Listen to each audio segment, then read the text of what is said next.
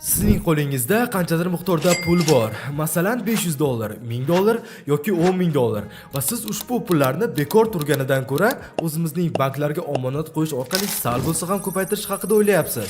Lekin bir narsani bilingki, bu siz o'ylagandek daromad emas, balki zarar bo'lib chiqishi ham mumkin. Qanday deysizmi? Ushbu videoda sizga buni to'liq tushuntirib beraman va bank omonatlaridan ko'ra sizga ko'proq daromad olib kelishi mumkin bo'lgan sarmoya turlari haqida ham aytib beraman. Qani ketdik.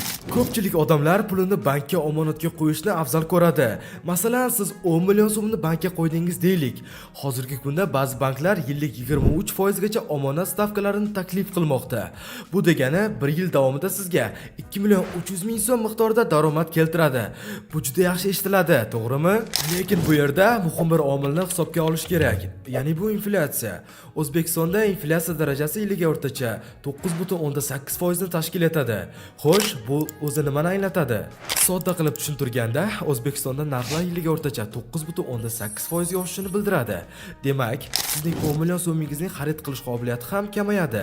Ya'ni, agar yil boshida 10 million so'mga 10 dona telefon sotib olishingiz mumkin bo'lsa, yil oxiridagi narxlar oshishi sababli xuddi shu pulga 9 dona yoki undan kamroq bo'lgan telefonlarni olishingiz mumkin. Lekin siz investitsiyalar bilan shug'ullansangiz, daromadni dollarda olasiz va sizning pullaringiz ham dollarda saqlanadi. Buning foydali tarafi esa dollarning inflyatsiyasi yiliga atiga 3% ni tashkil etadi. Shunday qilib, bankdan olgan daromadingiz aslida siz o'ylagandek foyda bermaydi. Bu real daromad emas, faqat raqamda ko'rinadigan daromad deyishimiz mumkin. Endi esa aksiyalarga investitsiya qilish haqida gaplashaylik. Aksiya bu kompaniyaning bir qismiga egalik qilish huquqini beruvchi qimmatli qog'oz. Menimcha, qimmatli qog'oz degan so'zni hech bo'lmaganda filmlarda eshitgansiz. Masalan, siz Apple, Tesla yoki Google kabi yirik kompaniyalarning rasmiy aksiyalarini sotib olishingiz mumkin. Bu sizga ikki xil daromad olish imkoniyatini beradi. Birinchisi bu dividendlar, ya'ni kompaniya foyda qilsa, foydaning bir qismini sizga, ya'ni kompaniya aksiyadorlariga to'laydi. Ikkinchisi esa bu narx oshishi. Bunda siz aksiyalarni arzon narxlarda olib, keyinchalik qimmatroq narxda sotish orqali foyda ko'rishingiz mumkin bo'ladi. Masalan, 2010-yilda Apple aksiyasi atiga $10 atrofida edi. Bugun esa bu raqam $150 dan oshgan. Ya'ni har bir dona aksiya narxi 15 baravarga oshgan. Hech qaysi oddiy bank omonati orqali siz hech qachon bunday daromad ola olmaysiz. Albatta, aksiyalarda ham minus tomoni bor, ya'ni bu risk. Masalan, kompaniya aksiyalar narxi pastlab ketsa, sizning daromadingiz ham tushadi.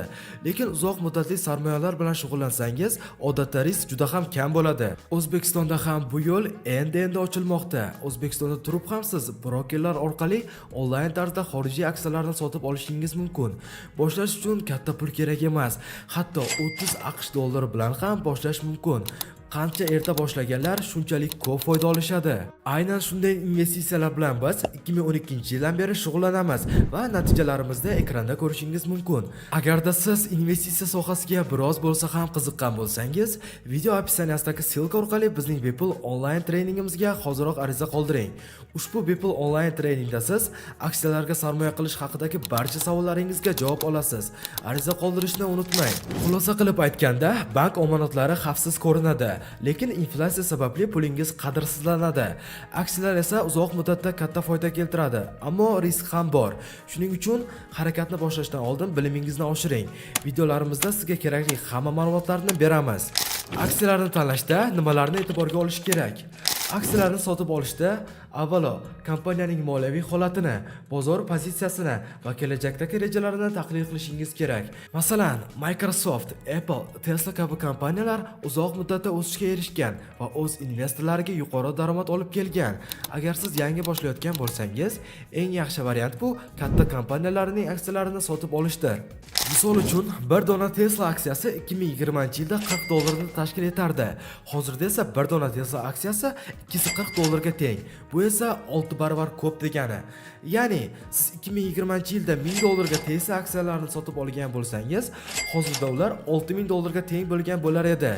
Shuningdek, bundan tashqari siz dividendlarni ham olgan bo'lardingiz. Bu esa qo'shimcha daromad hisoblanadi. Investitsiyani boshlash uchun sizda juda katta pul bo'lishi shart emas.